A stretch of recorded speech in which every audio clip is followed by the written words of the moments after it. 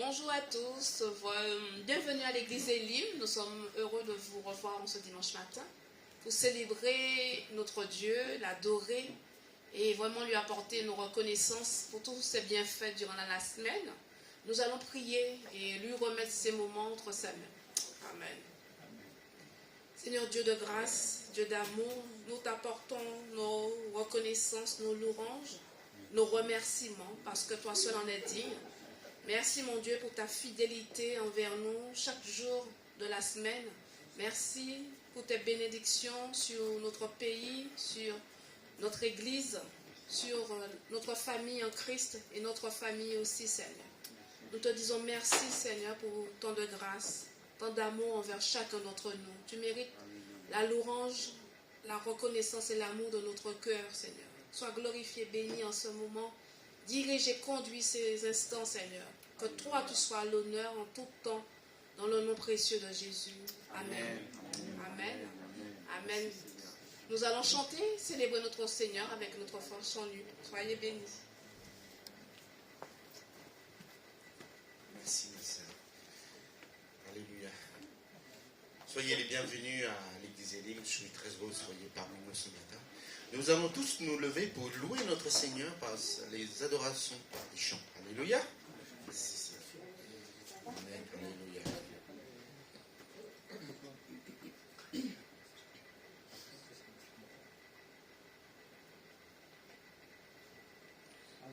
Le premier chant, c'est l'Éternel est ma lumière. C'est vrai que notre Seigneur est notre lumière. C'est vrai que nous vivons dans un monde des ténèbres où vraiment nous ne voyons pas le bout du chemin, mais le Seigneur est notre chemin. Alléluia. Amen. Alléluia. Merci Seigneur. Alléluia.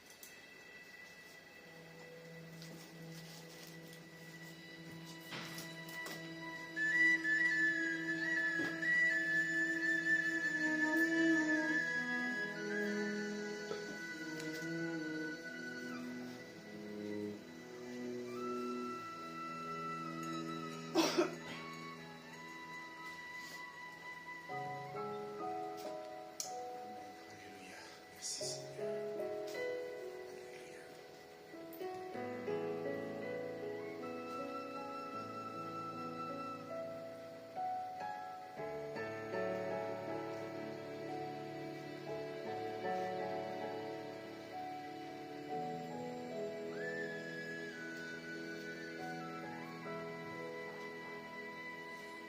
L'Éternel est ma lumière, l'Éternel est mon salut.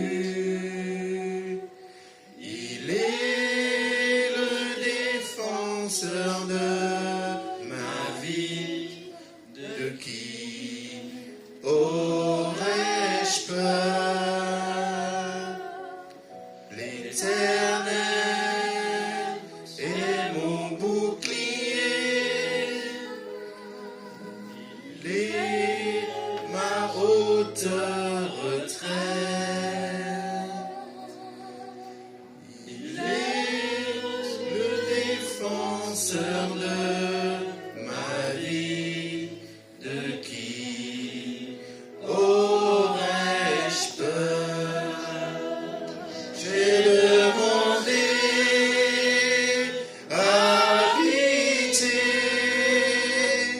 dans ta maison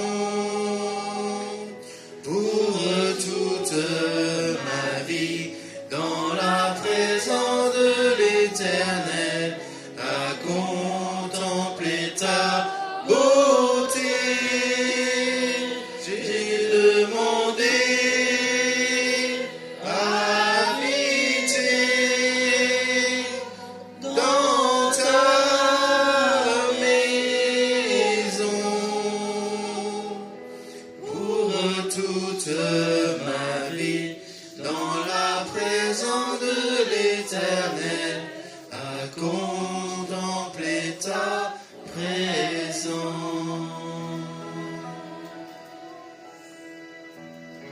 On reprend.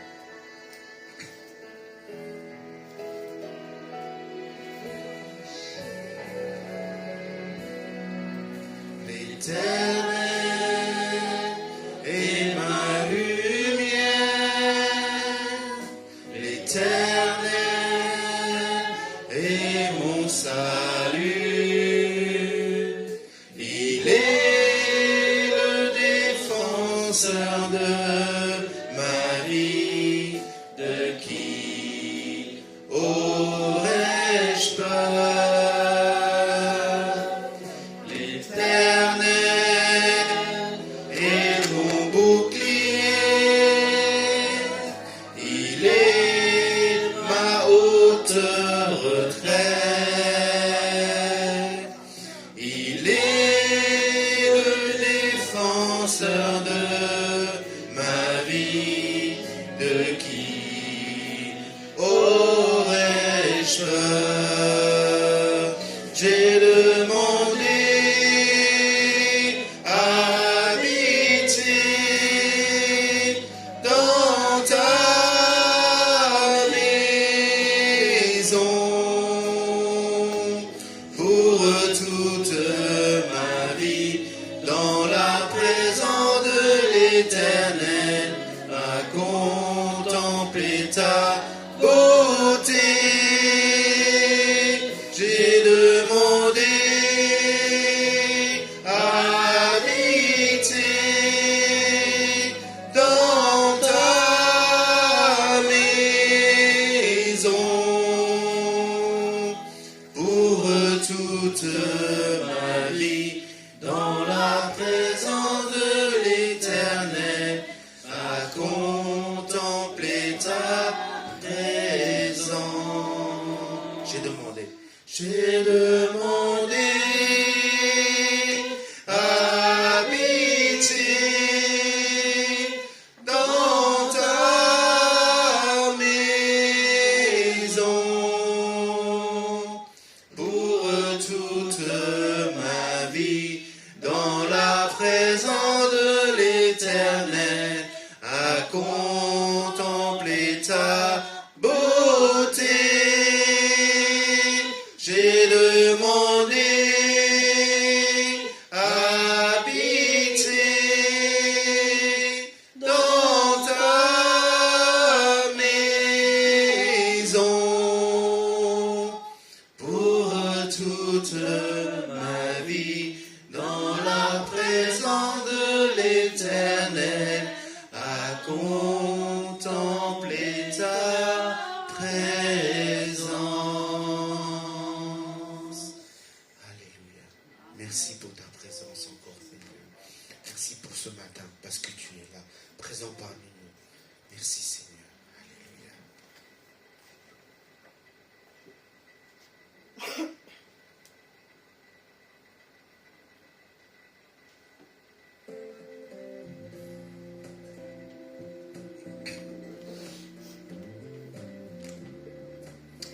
Entends mon cœur, entends notre cœur ce matin, Seigneur. Sonde-nous encore ce matin. Merci, Seigneur. Alléluia. Merci, Seigneur. Comment expliquer et comment décrire un amour si grand, si puissant, que rien ne peut le contenir? Tu sais mes espoirs, Seigneur, tu sais mes craintes, et mes mots sont bien trop petits pour dire tout l'amour que j'ai pour toi. Alors entends mon cœur, mon esprit qui te loue, entends un chant d'amour d'un enfant racheté. Je promets les faibles mots pour te dire quel Dieu merveilleux tu es. Mais je ne pourrai pas te dire combien je t'aime. Alors entends mon cœur.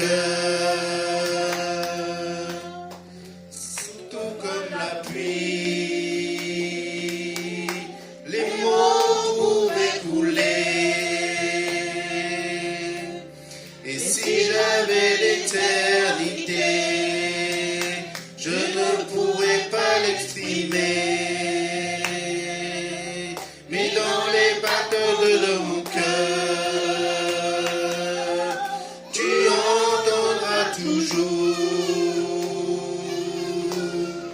Merci pour la vie, pour la vérité et pour le chemin.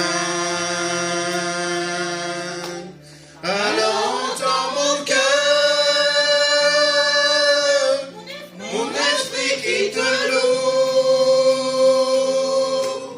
Entends le chant d'amour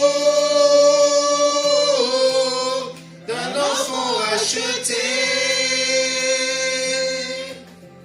Je prends même les faibles mots pour te dire quel Dieu merveilleux tu es. Mais je ne pourrai pas te dire combien je t'aime. Alors entends mon cœur. Tu sais nos espoirs. Seigneur, tu sais nos craintes. Et nos mots sont trop petits pour dire tout l'amour que nous avons. Alors entends nos cœurs, nos esprits qui te louent. Entends le chant d'amour de beauté rachetée. Nous prendrons de faibles mots pour te dire quel Dieu merveilleux tu es.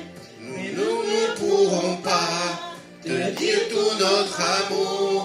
Alors entends mon cœur.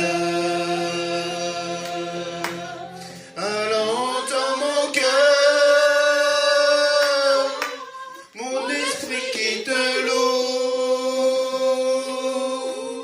Entends un chant d'amour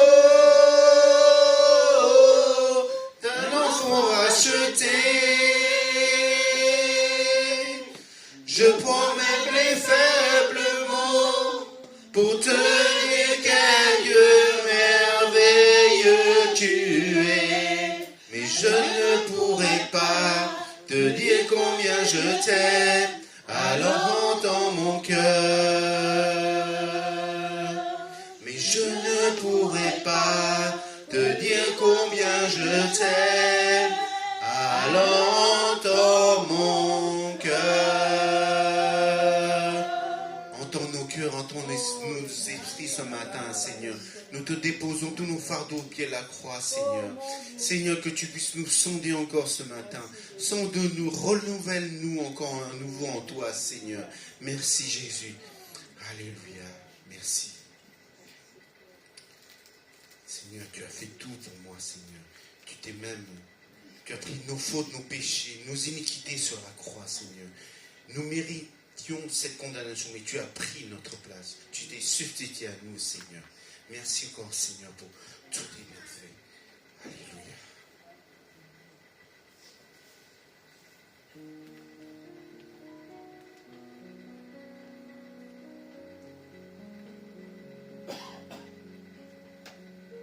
Même si pour moi tu devais t'abaisser pour porter ma vie et tout réconcilier, me montrer le Père qui m'a tant aimé. Je sais que pour moi tu l'as fait. Je sais que pour moi tu l'as fait.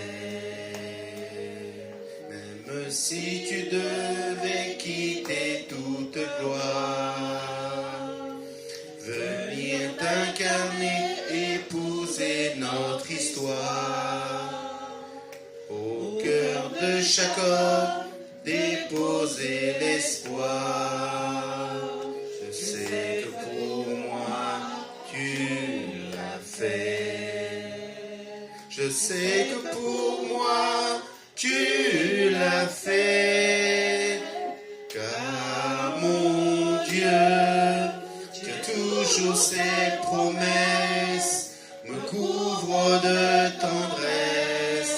voici quel est mon Dieu, car il fait toutes choses nouvelles, sa grâce est éternelle, il a ouvert les cieux, voici quel est mon Dieu.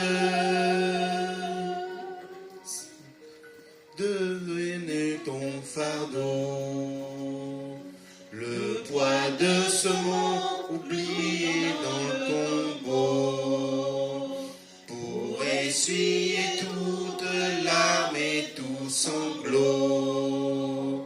Je sais que pour moi tu l'as fait. Je sais que pour moi tu l'as fait. Car mon Dieu tient toujours ses promesses, me couvre de tendresse. Voici quel est mon Dieu, car il fait toutes choses nouvelles. Sa grâce est éternelle, il a ouvert les cieux. Voici quel est mon Dieu.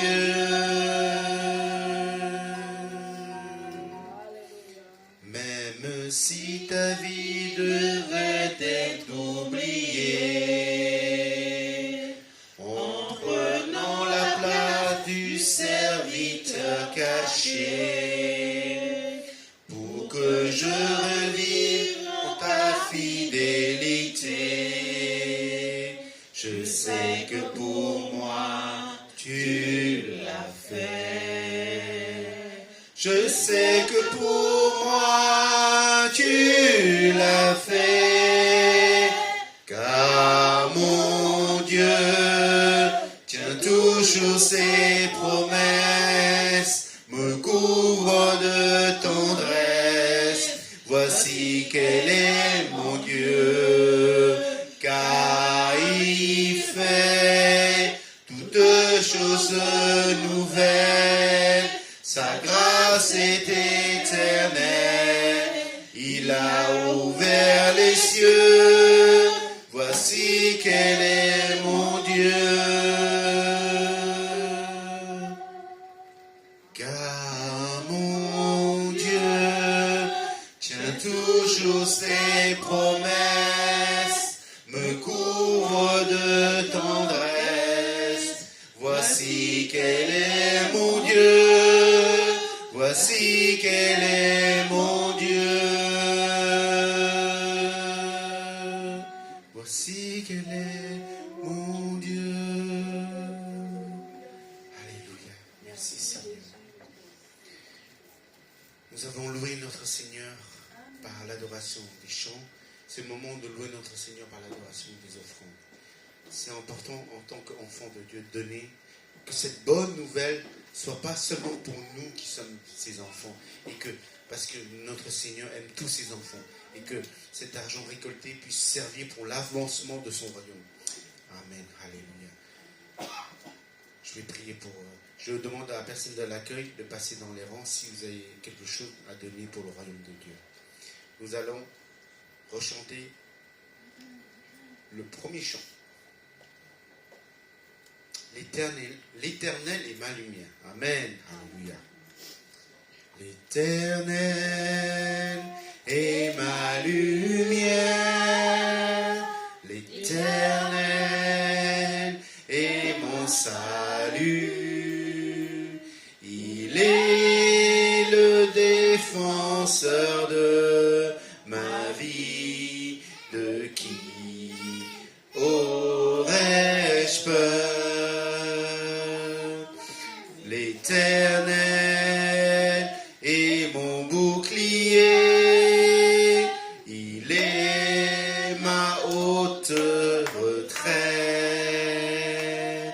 il est le défenseur de ma vie, de qui aurais-je peur? J'ai demandé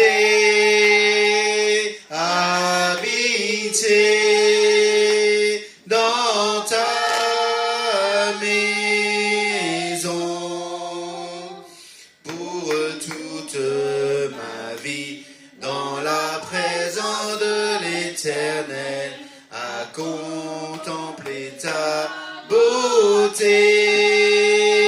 J'ai demandé à habiter dans ta maison pour toute ma vie, dans la présence de l'Éternel, à contempler ta présence. Amen. Je prie pour les enfants. Merci Seigneur pour tous tes bienfaits, Seigneur. Je te bénis pour toutes tes bénédictions que nous recevons, Seigneur. C'est par ta grâce que nous sommes là, pas par nos efforts ou notre bien, Seigneur, parce que tu nous aimes d'un amour éternel, Seigneur Jésus. Merci encore, Seigneur, pour ceux qui ont pu donner pour ton royaume, et aide ceux qui n'ont pas pu donner par la suite, Seigneur. C'est important, Seigneur, en tant qu'enfant de Dieu, de donner, parce que toi, tu nous as montré l'exemple, tu as donné même ta vie, Seigneur, pour toutes nos iniquités, Seigneur. Merci encore, Seigneur, de bénir tous ces enfants, Seigneur, et qu'ils soient fructifiés pour que ton royaume puisse croître et grandir encore aux extrémités de la terre, Seigneur. Merci encore, Seigneur, pour tous tes bienfaits. Nous te prions, nous te remercions, au nom de Seigneur Jésus-Christ. Amen.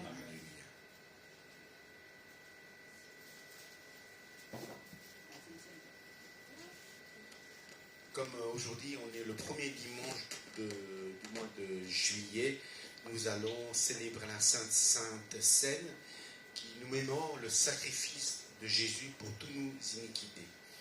Et je vais donner le micro à notre pasteur Stuart pour la Sainte Seine.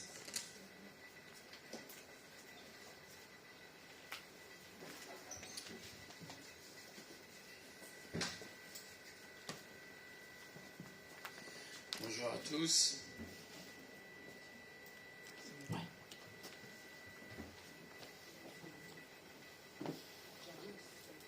Allô? Ah oui.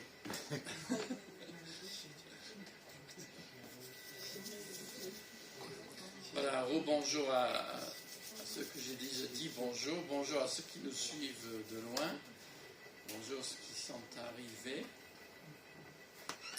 Alors, vous avez vu que j'avais dans ma main un téléphone. Quelque chose qu'on est obligé de faire quasiment tous les jours avec son téléphone, c'est quoi? Tous les jours? Oui, presque, oui.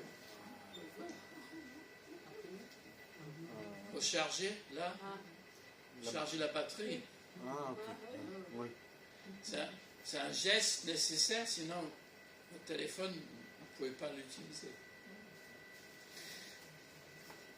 Ça, c'est un geste, un rituel dans notre vie. Ce matin, vous avez sans doute mangé, j'espère, votre petit déjeuner. Je ne sais pas ce que c'était.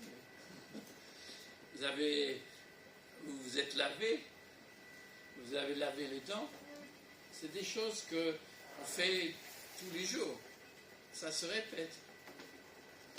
Alors, il y a parfois des chrétiens qui disent, mais pourquoi on fait toujours la Sainte Seine?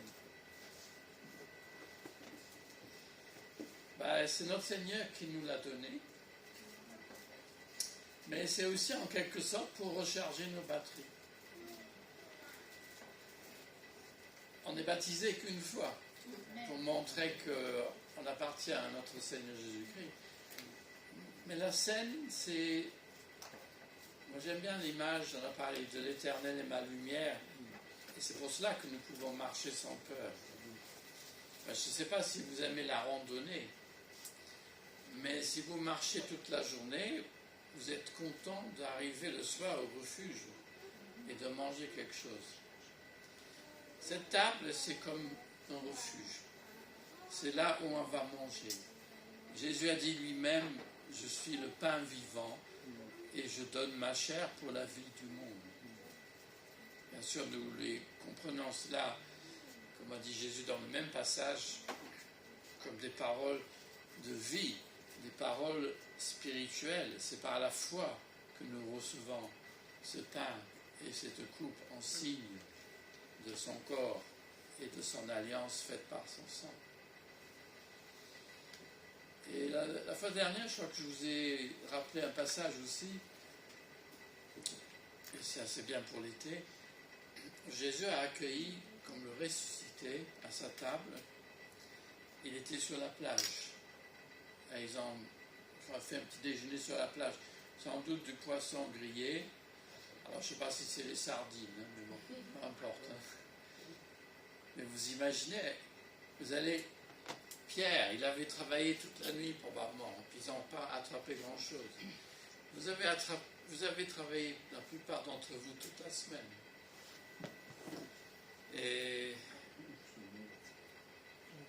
Mais on est fatigué.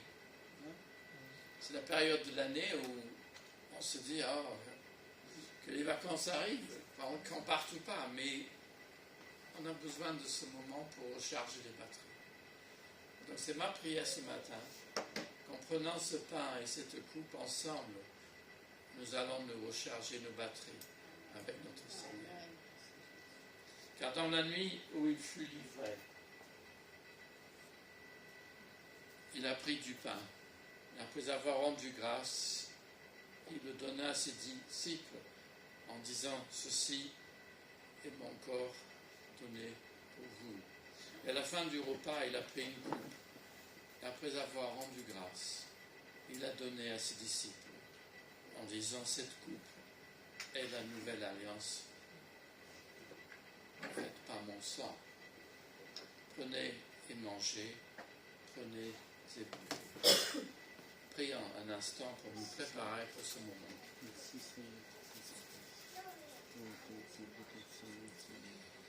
Seigneur, nous-mêmes, parfois, nous ne nous sentons pas dignes de cette table. Nous disons, mais bon, voilà. Mais nous entendons de nouveau ton invitation de venir vers toi, de recevoir ce pain et cette coupe pour la route, pour que nous puissions poursuivre notre route avec toi. Seigneur, qu'il soit ainsi ce matin. Amen. Et je invite ceux qui désirent recevoir ce pain et cette coupe à se lever à sa place. Quelqu'un va venir distribuer, je pense.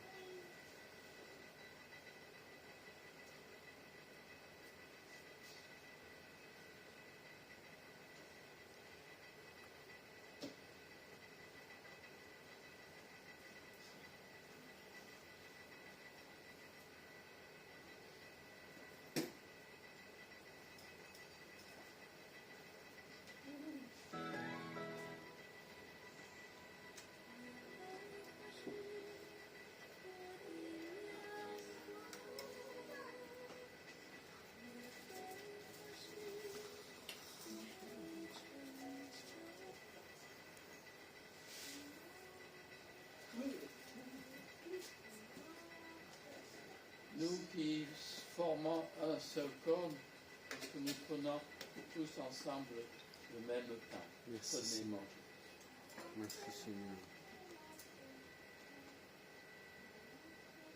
Amen. Alléluia. Nous prenons aussi cette même coupe, Merci Seigneur. coupe de bénédiction. Amen.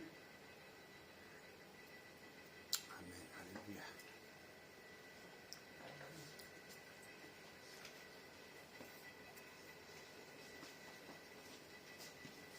Si quelqu'un souhaite prier à haute voix ou louer le Seigneur, lui rendre grâce pour quelque chose, vous avez cette possibilité maintenant. Alléluia, Seigneur. Nous te bénissons pour ton sacrifice, Seigneur, sur la croix pour chacun d'entre nous, Seigneur. Nous sommes là parce que tu as permis que nous soyons là ce matin, Seigneur. Seigneur, vraiment, Seigneur, ton corps a été meurtri afin que nos iniquités soient lavées, Seigneur. Ton sang a été versé afin que nos péchés soient purifiés, soient pardonnés, Seigneur. Merci encore, Seigneur, pour ton sacrifice, Seigneur, pour chacun d'entre nous.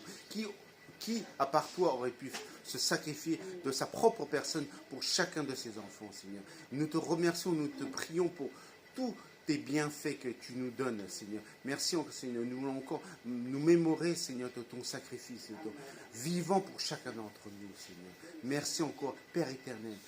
Toi, Dieu 3 fois saint, merci. Je te dis merci d'un cœur reconnaissant. Merci au Seigneur 3 fois saint. Alléluia. Sois élevé, sois glorifié. Au nom du Seigneur Jésus-Christ. Amen. Amen. Amen. Seigneur, merci pour ta grâce. Merci pour tous tes bienfaits. Merci pour toutes tes bénédictions, Seigneur. Merci, Seigneur. Seigneur, mon Dieu, ils sont si nombreux que nous ne pouvons pas les compter, Seigneur. Dieu d'amour, Dieu trois fois saint, tu nous as appris tels que nous sommes, avec nos fautes, avec nos faiblesses, Seigneur. Merci, Mon Dieu. Seigneur. Tu nous as dit, venez à moi, car je vous montrerai, Seigneur, mon Dieu, le chemin et la vie. Oh oui, Seigneur, mon Dieu, tu es notre chemin, tu es notre consolateur, Seigneur. Merci, Et aujourd'hui, Seigneur, mon Dieu, je lève ma voix d'un cœur reconnaissant pour te dire merci. Merci pour tous tes bienfaits. Merci pour ta grâce. Au nom glorieux et puissant de Jésus, j'ai prié. Amen. Alléluia. Merci, Seigneur. Alléluia. Nous avons chanté que le Seigneur a accepté de s'abaisser, de mourir à notre place, et il est maintenant ressuscité d'entre les morts. Alléluia. Te bénissons, Seigneur, parce que ta mort n'est pas la fin, et tu es vivant aujourd'hui. Merci, Merci Jésus. pour cette vie que tu nous donnes, non seulement à nous, mais à tous ceux qui t'appartiennent, Alléluia. que nous soyons ici ou en ligne, que nous soyons auprès de toi ou ailleurs sur cette terre. Seigneur, te bénissons pour la vaste ensemble de ton peuple dont nous faisons partie, les chrétiens de tous les pays, de tous les temps. Et nous te louons avec eux pour ta grâce et ton amour en notre Sauveur Jésus-Christ. Sois loué et béni. Amen. Amen. Vous pouvez vous asseoir.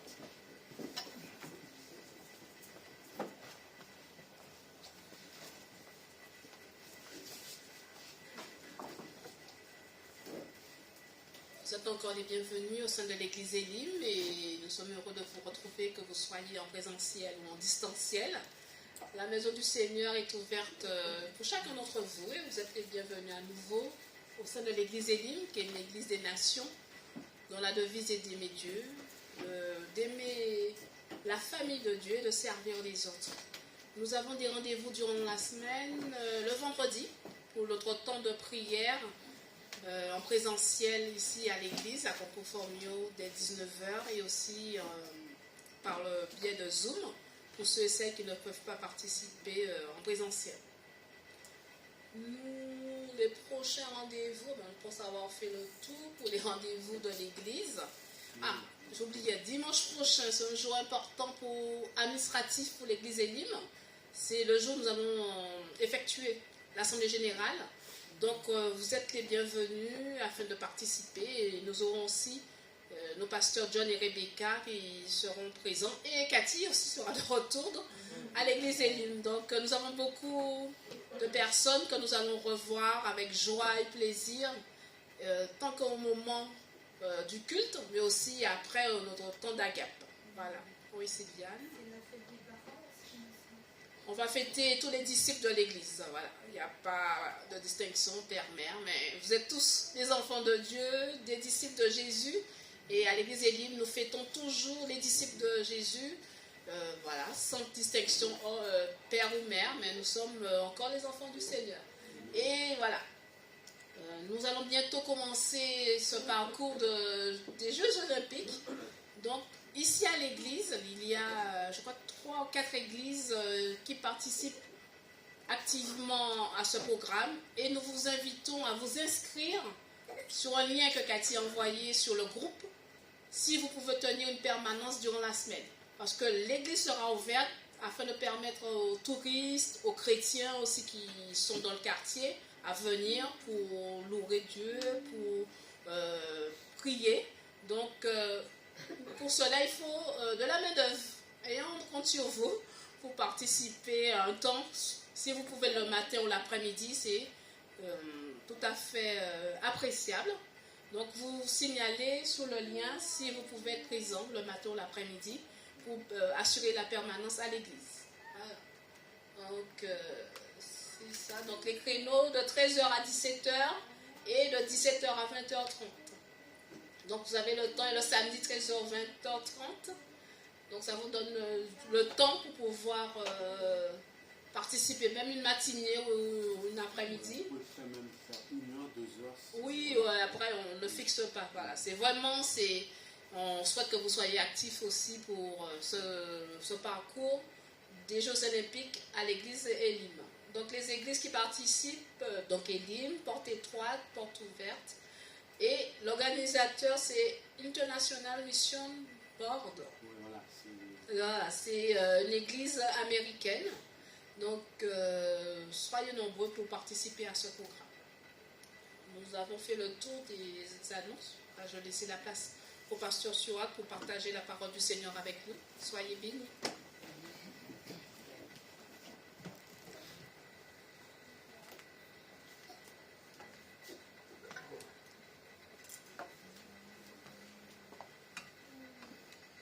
Merci Gladys. Je vous donne un petit mot de témoignage pour appuyer ce que Gladys vient de dire. Il y a déjà des touristes à Paris. Et comment dire,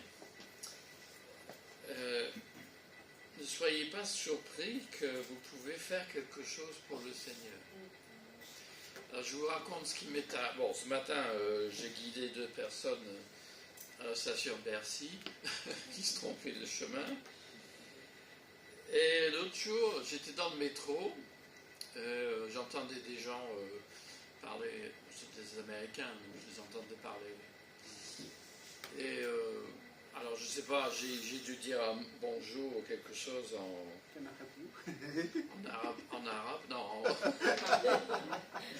en anglais. Et ben, le monsieur, tout d'un coup, il parlait à moi, qui j'étais. Alors, il s'avérait que c'était un groupe qui sont venus à Paris avec une église baptiste. Et donc, c'était un pasteur, enfin, il y avait un pasteur dans le groupe. Alors, moi, j'ai dit que j'étais pasteur. Alors, ils ont dit, mais c'est étonnant que dans le métro, on rencontre quelqu'un qui soit pasteur. J'ai dit, mais c'est une chance sur 1 million, là, je pense. Mais le Seigneur a fait que.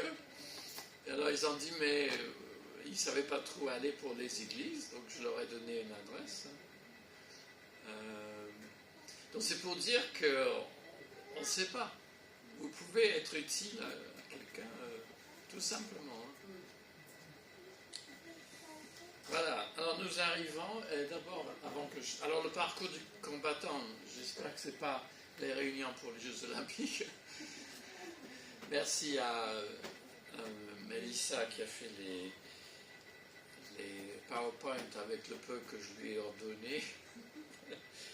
Alors on va d'abord faire les 2 lectures. Si on peut voir les lectures, voilà, la première, dans l'Évangile selon Luc. Alors, je ne sais pas s'il y a un volontaire. Il faut lire un petit bout, en tout cas.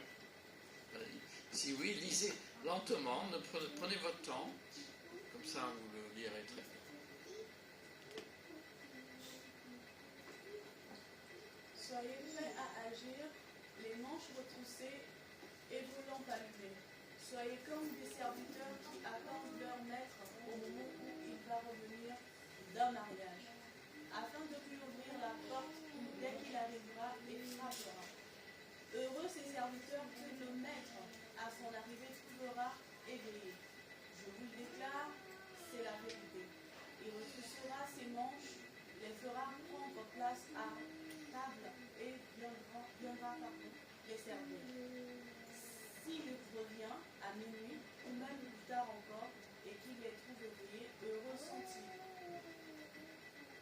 Comprenez bien ceci, si le maître de la maison savait à quelle heure le voleur doit venir, il ne laisserait pas pénétrer dans la maison. Tenez-vous prêts, vous aussi, car le le Fils de l'homme viendra à l'heure que vous ne pensez pas. Alors Pierre demanda, Seigneur, dis-tu cette parabole pour nous seulement ou bien pour tout le monde? Le Seigneur répondit, qui est donc le serviteur digne de confiance et intelligent? C'est celui que son maître chargera de veiller sur la maison et de donner aux autres serviteurs leur part de nourriture au moment voulu. Heureux ce serviteur si le maître, à son retour chez lui, le trouve occupé à ce travail. Merci beaucoup. Heureux ce serviteur si le maître, à son retour chez lui, le trouve occupé à ce travail. C'est quelque chose pour nous tous. Ça. Deuxième lecture, peut-être quelqu'un d'autre? Dans 1 Pierre 5, j'ai marqué 1 à 14. On va essayer. J'encourage maintenant ceux qui, parmi vous, sont anciens d'église. Je suis ancien moi aussi. Moi aussi, je suis témoin des souffrances du Christ et j'aurai part à la gloire qui va être révélée. Voici ce que je leur demande. Prenez soin, comme des bergers, du troupeau que Dieu vous a confié. Veillez sur lui non par obligation, mais de bon cœur, comme Dieu le désire.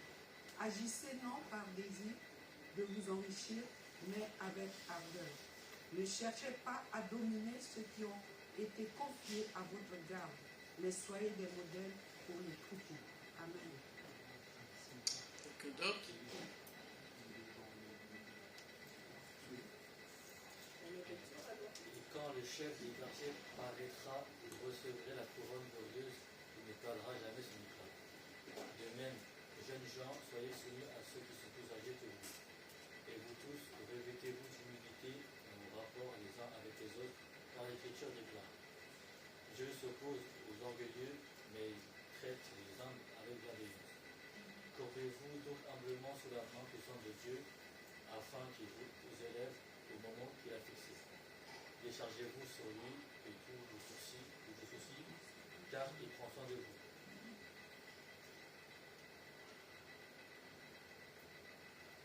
Soyez lucides, veillez, car votre ennemi le diable rôde comme un lion rugissant, cherchant quelqu'un à dévorer.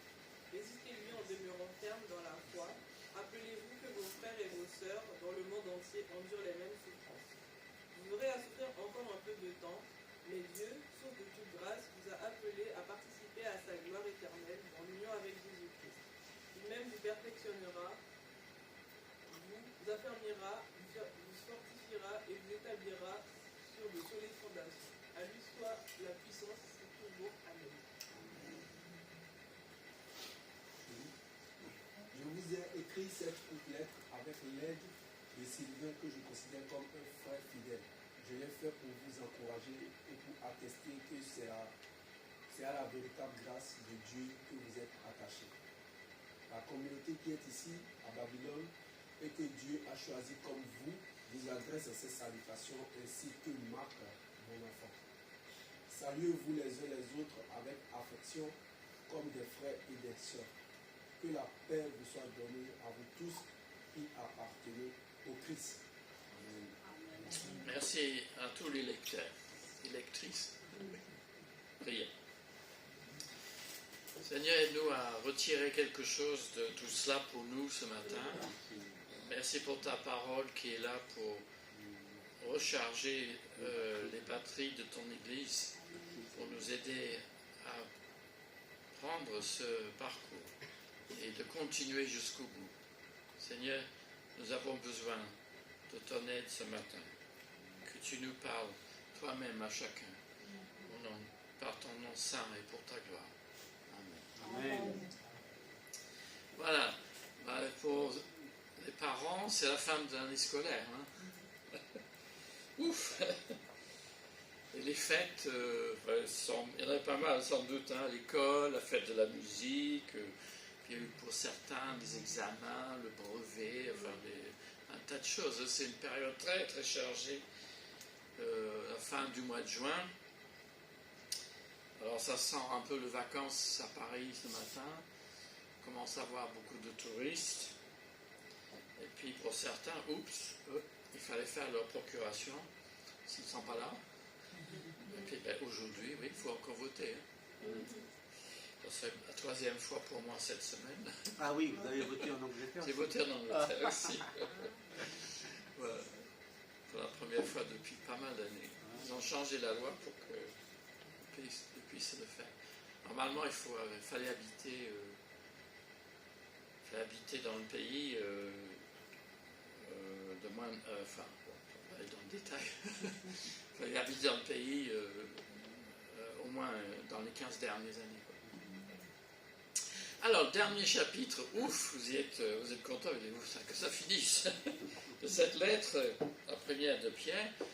Et c'est comme certaines chansons de la musique, à la fin, on revient un petit peu au thème du départ. Alors, on n'a pas tous abordé dans les thèmes de cette lettre, mais il y a l'idée du parcours de Jésus-Christ, souffrance et gloire qui est là, en filigrane. Et c'est pour cela que j'ai donné comme titre le parcours du combattant. C'est à la fois Jésus qui a suivi ce parcours et c'est nous-mêmes qui le suivons sur ses traces. Ça, je l'ai insisté pas mal dessus. Mais le parcours de Jésus-Christ, c'est souffrance et gloire et le nôtre, pareil. Alors, il y a 3 lieux dans ce passage qui ont été aussi abordés dans cette lettre. Donc je vais essayer de rester dans le passage, mais on ne peut pas tout dire évidemment. Donc il y a l'église locale, il y a notre pensée, et puis il y a la vie dans la société. Ça n'a rien de très original. Hein. Alors la première partie de ce chapitre, humilité au sein de l'Église, je l'ai intitulé. Alors, je crois qu'il y a quelques photos. Mais bon. Alors, dans notre traduction, j'encourage, mais oui, la vie de la communauté. Vous allez me dire, mais j'aurais pas pensé à ça. J'aurais pas pensé que c'était si important, la vie de la communauté. Oui, ben aujourd'hui, on a besoin d'entendre cela parce que c'est notre société, et puis en tant que chrétien, ça nous affecte. On a tendance à simplement penser que ce qui est important, c'est moi. Enfin, moi, pas moi, mais que chacun, que ce qui compte, c'est ma vie, quoi, ma petite vie, mes affaires, mon histoire. Et l'idée que nous sommes dans une communauté, et cela est important, ça passe moins facilement. L'idée que nous sommes reliés à des frères et sœurs dans le monde entier. Ah, on n'aurait pas pensé non plus, peut-être. Mais c'est une réalité. Une réalité qu'on ne voit pas. Mais cette lettre, elle s'occupe aussi des réalités qu'on voit. Vous allez me dire, mais l'humilité, c'est quoi exactement? Là, d'abord, c'est vrai, le début, ça s'adresse à ce que Pierre nomme les anciens d'Église. Alors, quel que soit le titre de la responsabilité, on peut comprendre ça à la fois. Et plus loin dans le passage, il parle des gens plus âgés. Donc, il semble glisser entre les deux sens possibles, entre les personnes plus âgées et les responsables de la communauté. C'est vrai que, en principe, dans une église, les responsables, tout comme les personnes d'un certain âge, ont probablement beaucoup d'expérience, enfin un peu plus d'expérience dans la vie chrétienne. C'est pour cela qu'on les donne les responsabilités. Ils ont fait leurs preuves, ce sont des gens solides, des gens qui connaissent un peu, ils ne sont pas débutants. Et cette expérience de foi et de vie chrétienne, c'est important. Donc c'est pour ça que l'Église ne peut jamais être une Église, on ne pratique pas du jeunisme, il faut faire ceci, cela pour les jeunes, comme si c'était qu'eux. Mais ça ne veut pas dire non plus que l'Église c'est une affaire de vieux. C'est pour tous. Alors nous le savons aujourd'hui que notre société a tellement changé depuis 40 ans que les personnes hyper âgées sont déboussolées. Alors j'étais à un magasin l'autre jour pour acheter un maillot de bain. Bon, vous allez dire, oui, c'est la période. Et il m'a dit, mais monsieur, cette carte que vous me présentez, il faut flasher. Oui. J'ai dit, attendez, je l'ai fait par Internet, donc la carte est ouverte. Il a dit, non, mais il faut que vous mettez quelque chose sur un QR code pour que vous puissiez accepter la carte. J'ai dit, oh là là, c'est compliqué. Bon, je me classe dans les personnes âgées, mais je me suis dit, bon, les gens d'un certain âge n'ont pas la culture numérique quand les jeunes. Ils ne comprennent pas. Enfin, moi, je sais ce que c'est un QR code, mais bon, moi, je ne suis pas habitué à faire des QR codes pour que la carte machin puisse marcher, quoi. Mais donc, l'Église ne doit pas faire du jeunisme. Mais aussi, l'Église ne doit pas faire « Oh, ben, on a toujours fait comme ça, donc ça ne change pas. » Non. Il faut changer avec notre époque. Il faut s'adapter à des nouvelles situations, il faut changer la traduction de la Bible, il faut avoir une expression de foi qui soit accessible et compréhensible. Ça, c'est la réforme, ça. Nous n'allons pas parler une langue. Si moi, je viens devant vous et je dis, mais soyez incorruptibles dans la préséance selon Dieu. Vous allez dire, mais qu'est-ce qu'il a bu ce matin? Non, mais, enfin, j'exagère. On rit, mais vous savez, comment expliquer votre foi à des gens qui ne connaissent pas? Il y a des mots que vous pouvez employer qui ne comprennent pas. Hein. Iniquité, ça ne va rien dire pour les gens. Donc, enfin, c'est un détail. Mais l'Église doit s'adapter à son temps, mais en même temps rester fidèle à ses valeurs. Donc, c'est un défi. Donc, l'Église, bien sûr, les jeunes, ils ont envie de bouger, ils ont envie d'agir, ils ont de l'audace, ils ne sont peut-être pas toujours à l'heure au rendez-vous, ils ont l'insouciance de la jeunesse, quoi. On a envie de faire plein de choses quand on est jeune. Et on arrive à les faire aussi, c'est ça. Quand on est plus, comme ça, on commence à vieillir un peu, voilà, on se dit, bon, ben, je vais arriver à faire ça, c'est déjà pas mal. Mais les idées des jeunes, parfois, ne sont pas toujours consensuelles parce que ils n'ont pas réfléchi à quelque chose. C'est quelqu'un qui a déjà fait le tour de la question, il a une autre idée. Vous allez me dire pourquoi ils disent tout ça?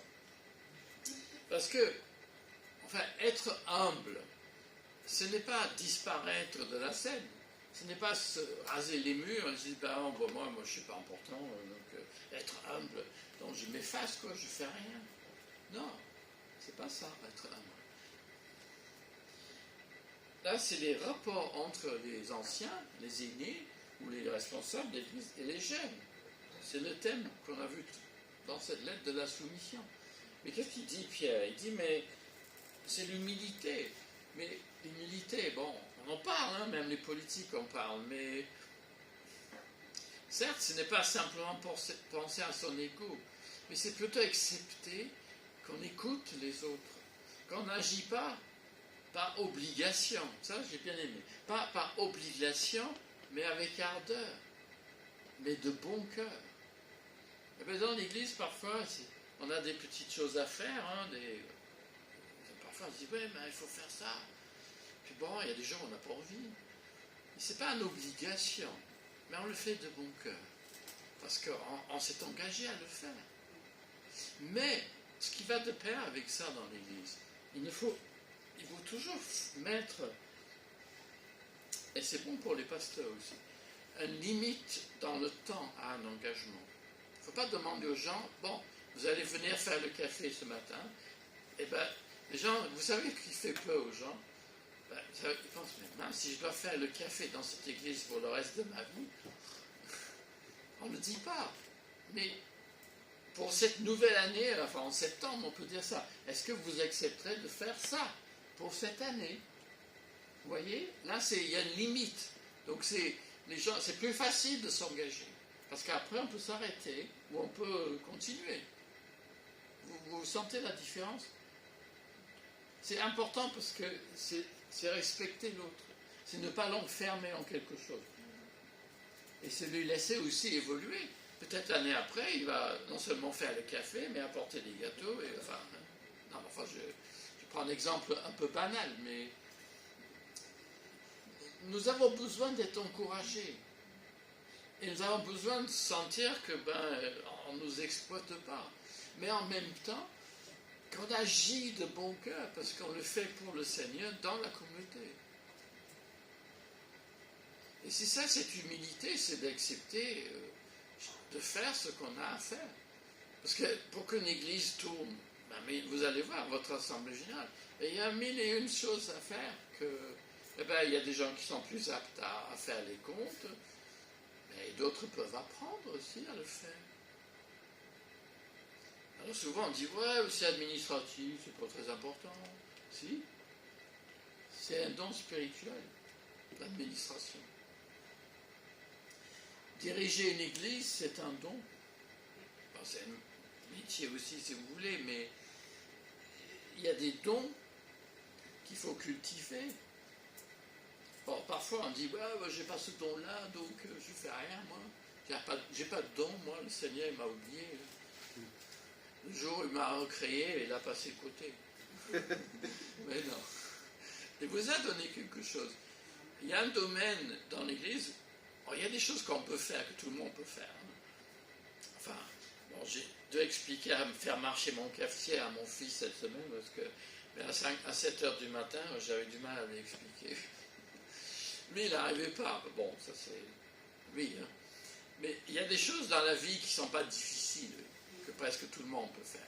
Mais il y a d'autres choses qu'on apprend à faire, qu'on ait l'humilité d'apprendre, d'accepter d'apprendre, d'avoir envie de découvrir, d'apprendre, de s'engager. C'est la première fois que je viens faire une permanence à l'église.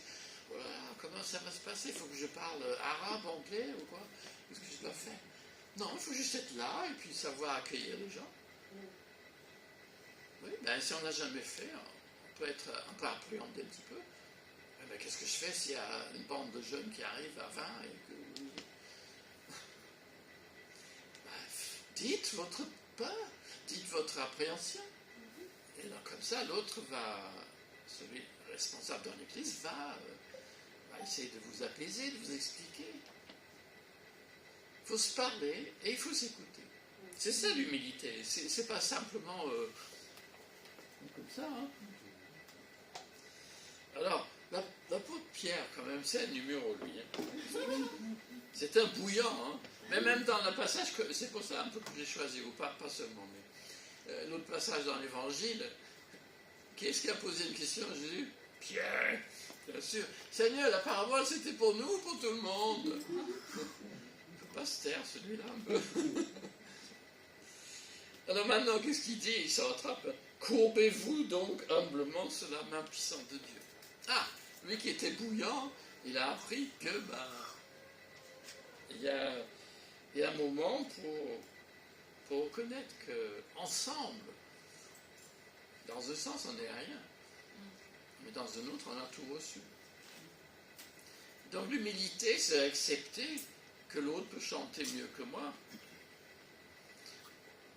ou d'accepter que y a un tel qui fait ça, et on n'est pas en concurrence les uns avec les autres. Ça, c'est la mentalité capitaliste, la mentalité de la société économique. Nous ne sommes pas en concurrence, nous sommes en coopération. Être humble, ce n'est pas refuser des compliments, des encouragements. C'est les accepter, mais c'est aussi les donner. Voilà, vous voyez, il me semble que mine de rien, derrière ces exhortations de Pierre, il y a quelque chose qui est là pour nous ce matin, et pour votre communauté en particulier, qui est jeune, mais qui est fragile, mais que le Seigneur veut rendre plus fort. Deuxième section de la lettre, vigilance face aux adversaires. Alors je survole un peu le chapitre. Déjà, il y a ce verset que vous connaissez sûrement, déchargez-vous de vos soucis. Non, c'est pas pas exactement ça. C'est déchargez-vous sur lui de vos soucis. Donc, quelles sont vos inquiétudes ce matin? Si on fait une minute de silence, un instant de silence, qu'est-ce qui va monter dans votre esprit? Ben, c'est ça votre souci. C'est ça votre préoccupation. Donc je crois qu'on va faire, quelques secondes de silence, pas trop longtemps. Et vous allez avoir un souci qui vous vient en tête. Je ne sais pas ce que c'est, vous n'aurez pas à le dire, hein, ne vous inquiétez pas. Et là, vous allez vous décharger de ce souci-là sur lui, sur le Christ. Vous allez donner à Dieu. Donc, je vous laisse le temps de le faire. Moi-même, je vais le faire aussi.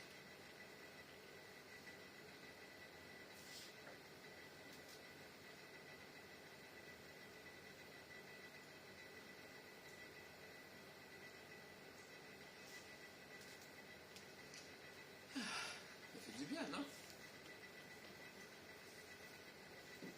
Ah, le souci n'a pas encore été déchargé. Ok. Mais la suite est encore plus extraordinaire. Déchargez-vous, sur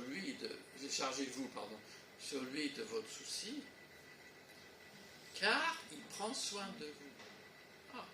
Êtes-vous convaincu ce matin que, mine de rien, que notre Dieu prend soin de vous? Bon, il le fait peut-être par l'intermédiaire humain d'un pasteur ou d'un autre membre de l'Église. Mais ultimement, c'est lui qui prend soin de vous. Et l'exhortation dans la première section a été adressée justement aux ceux qui ont la charge d'une Église de bien prendre soin de l'Église et non pas de le faire de la mauvaise manière. Parce qu'il n'y a rien de pire qu'une église où on est censé recevoir le soin de Dieu ou que ça ne va pas. Alors vous allez me dire, tout ça, c'est super, pasteur, ça me fait du bien, mais je ne le sens pas. Peut-être pas tout de suite, peut-être. Vous savez, le sentiment, ce n'est pas le plus important. Mais le passage, déjà, excusez-moi, déjà nous pousse à quelque chose qui est peut-être moins facile. Hein. Soyez lucide. J'aime bien cette traduction. Soyez lucide. Veillez. Oh, on se décharge de nos soucis, mais ce n'est pas pour être sur un nuage. C'est pour être lucide. Pourquoi nous avons tant de soucis? Pourquoi nos journées sont une course sans arrêt? Un parcours de combattant? Est-ce que c'est parce qu'on essaye de trop faire? Est-ce que je me sens coupable parce que je ne fais pas ceci ou je ne fais pas là cela? On ne peut pas diagnostiquer pour tout le monde, c'est différent. Et parfois, nous avons notre plein de soucis parce que nous avons plein de responsabilités. Mais soyons lucides sur nous-mêmes, ce dont nous sommes capables. Ce que le Seigneur nous a invités à faire. Je crois que cette humilité, c'est aussi se dépasser. C'est pas seulement penser à ma petite vie, à moi, mais c'est aussi avoir une vue beaucoup plus large de l'Église. Pas seulement notre petite communauté, mais aussi les autres communautés avec qui vous travaillez pour les Jeux. Voilà, hier, je ne sais pas pourquoi, mais c'est le Seigneur qui fait ça. C'est vrai que j'ai écrit sa lettre de nouvelles j'ai traduit une lettre de nouvelles pour cet ami. Certains de vous le connaissez. C'est un ancien aumônier d'hôpital qui est maintenant dans un autre pays pour le service du Seigneur. Tout d'un coup, j'étais assis tranquillement chez moi et j'ai pensé fort à notre frère. Je dis, Seigneur, c'est quand tu fais ça, c'est qu'il faut prier. Il faut prier pour lui. Alors j'ai passé 5 minutes à prier pour lui et sa femme, et en disant, je ne sais pas où ils sont. Enfin, je sais où ils sont, mais je ne sais pas ce qui se passe. il s'est accepté cette charge-là. Le Seigneur m'a dit là de prier pour lui. Et je l'ai fait. Et après, j'ai ressenti la paix et j'ai ressenti que je l'ai porté. Je ne sais pas pourquoi, je saurai peut-être par la suite. Mais soyez lucides, c'est se rendre compte que la vie, c'est pas seulement ce qu'on voit. Il y a des choses qui se passent. Moi, je vous ai parlé de ce pasteur que j'ai rencontré dans le métro. Vous allez me dire, mais pasteur, moi, ça m'arrive jamais des trucs comme ça. Peut-être pas, mais moi, je les cherche pas non plus, mais bon, si, je les cherche dans le sens que je dis, Seigneur, fais quelque chose, utilise-moi aujourd'hui. Bah, si vous dites ça, le Seigneur, bah, vous l'avez ouvert la porte, alors quelque chose va arriver. Mais veillez quand même. C'est ça la vigilance dans cette deuxième section, et ça va avec le passage. Mais veiller, c'est pas simplement avoir une longue vue et regarder la tour Montparnasse, hein. C'est pas ça, veiller. Bon, c'est être lucide, c'est être engagé et occupé à faire ce qu'on doit faire. C'est ce que Jésus disait dans l'évangile de Luc, dans ses paraboles. C'est être éveillé, peut-être pas forcément dans le sens c'est pas ne jamais dormir, hein, c'est pas ça. Mais ça, avoir l'esprit éveillé, critique, raisonnable, d'être vigilant. Être vigilant, parce que d'après ce passage, c'est un passage qui est très connu, nous avons un ennemi. Enfin, ici, moi je préfère la traduction notre adversaire. Parce qu'adversaire, notre adversaire, c'est le diable. Bon, c'est vrai, ailleurs dans l'évangile de Matthieu, il est question un ennemi. Donc, mais adversaire, c'est l'idée un peu plus juridique. Parce que notre ennemi, vous savez, son travail, c'est un travail de sape. C'est une petite suggestion. Vous croyez que vous pouvez faire ça? Vous? Dans l'église? Mais qu'est-ce que vous vous moquez de qui là? Vous n'avez pas honte? Ça, c'est l'adversaire. L'accusateur des frères et des sœurs. Hein. C'est les petites idées qui tout d'un coup viennent dans notre pensée et qui ne sont pas très bien, pas très positives, ni pour les autres, ni pour nous. Ça nous arrive à tous. Hein. Ne croyez pas que vous êtes le seul ou la seule. Nous avons qui va faire des accusations, qui va nous diviser. Ouais, mais je ne peux pas faire ça avec eux, ou je ne sais pas. Semer le doute. Alors si le doute, ça ne marche pas, ce serait plus fort. Ce serait, ouais, mais vous avez entendu, qu'est-ce qui a dit ça? Mais celle-là. Et le diable est toujours qui sème une accusation contre l'autre. Nous, on pense souvent que c'est nous qui nous accusent, nous, mais il met dans notre esprit des mauvaises pensées sur les autres, sur leur motivation, sur leur façon de s'habiller, sur leurs paroles. Il veut qu'on doute de l'autre. Il n'y a rien de pire pour diviser et de détruire une communauté, pour nous décourager. Donc il ne faut pas écouter. Et c'est ça qui est extraordinaire là hier. J'insiste un peu beaucoup peut-être dessus, mais que dit le passage? Il y a un verbe qui est super. Ce n'est pas fuir, c'est résister. Donc le parcours de combattant, les difficultés dans notre pensée, dans nos rapports dans l'église locale, ce qui se passe dans notre tête lundi matin, quand il faut se lever, enfin peu importe, mais il faut résister. Mais ça veut dire qu'on peut résister alors. On n'est pas prisonnier de nos pensées. On n'est pas obligé de penser comme tout le monde, d'être abattu.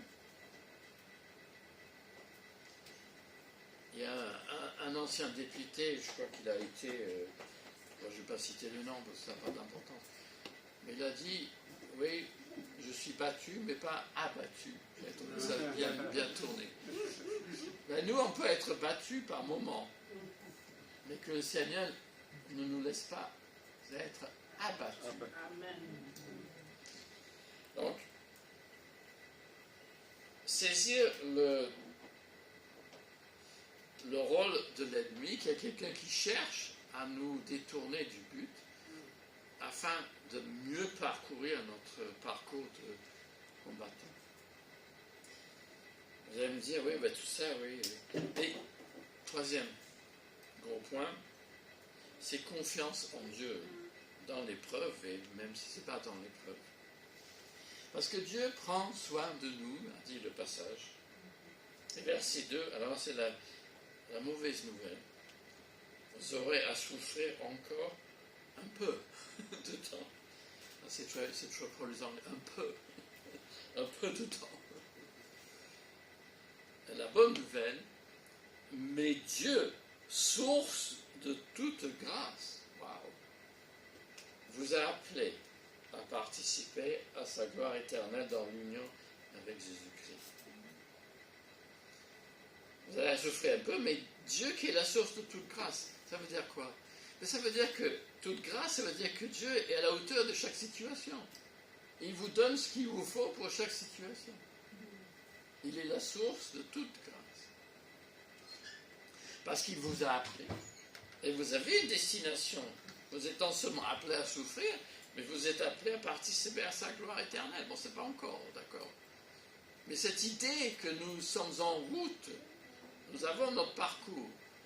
Donc il ne faut pas se décourager sur le chemin, ce qui est la tentation. C'est sûr. Il y a des gens qui arrivent et disent « Oh, j'ai plus envie de faire ça. » Alors, je vous dis, cette année dernière, il y a parfois dimanche matin, je me lève et je dis « Ah, il faut que je traverse Paris. Il y a trop de monde dans les transports. Je vais rester chez moi. » On est tenté.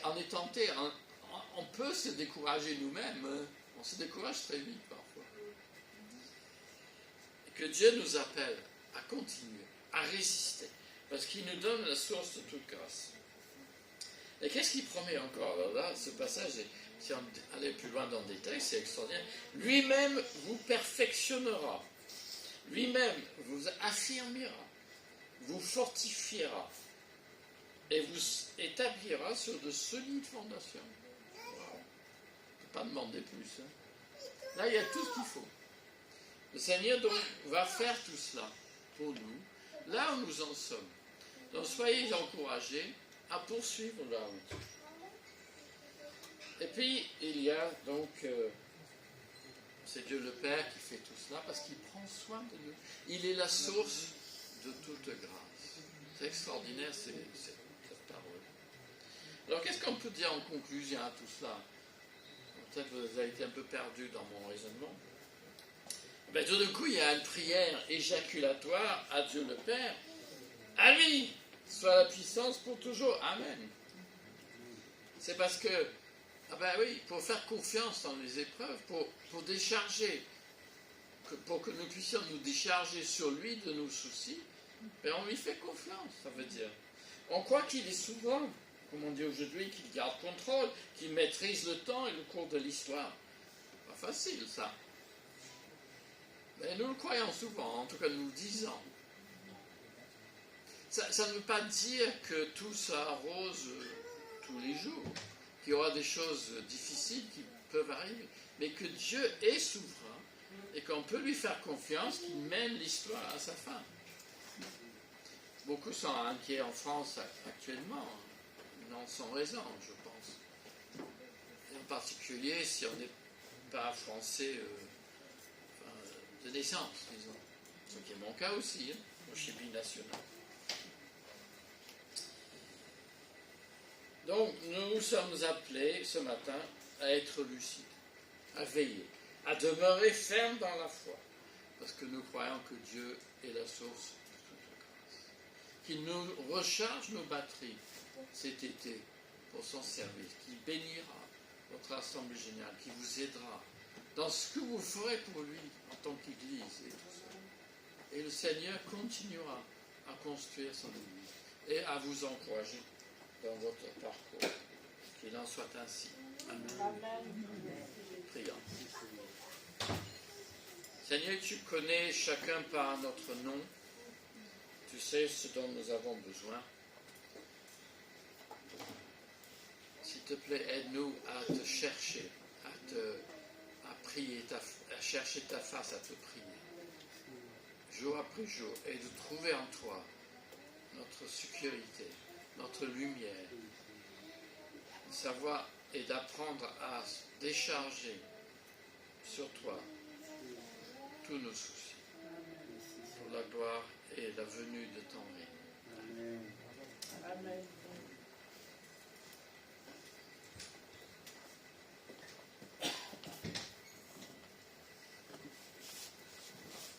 Merci, Pasteur Stuart. Et nous voulons célébrer les personnes qui sont nées au mois de juillet. Donc, je ne sais pas dans la salle si on a des juilletistes ou pas. Non, pas. Juilletistes, pas nés en juillet. Oui. Ceux qui sont nés au mois de juillet. En tout cas, un grand salut à Rebecca, Anne-Sylvia, Mamie. Qui sont nés, qui sont nés au mois de juillet. Voilà.